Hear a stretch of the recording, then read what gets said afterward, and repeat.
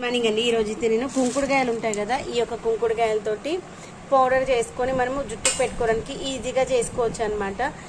ఇలానే ఉంచుకున్నాం అనుకోండి, అప్పటికప్పుడు కొట్టి వేడి నీళ్ళ నానబెట్టి పెట్టుకోవడం కష్టం కదా. అందుకని నేను ఏం చేస్తున్నా అంటే ఇలా రోట్లో వేసి దంచేసి, ఎందుకబ్బా గింజలు కాదబ్బా మనకు అవసరము, గింజలు వాడేయాలి. దానికి ఉండేటువంటి తొక్క ఉంది చూడు, ఇది వాడుకోవాలి. ఓకేనా? అది నీకు తెలియదు కాబట్టి చెప్తున్నాను.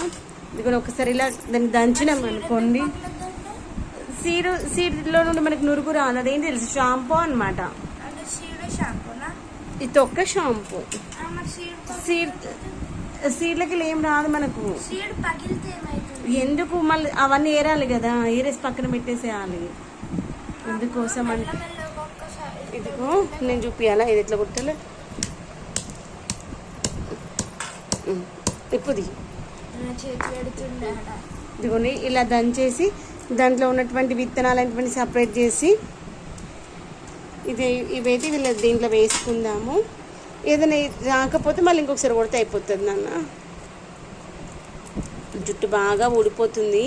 అయితే నేను ఈ మధ్యలో ఎక్కువగా జుట్టుకి ఏం పెట్టుకున్నా అంటే గంజి ఉంటుంది కదా, గంజి పెట్టుకుంటున్నా. ఉత్త గంజితో అయితే జిడ్డు పోవట్లేదు. గంజి చింతపండు కూడా పెడుతున్నా, అప్పుడు కూడా పోవట్లేదు.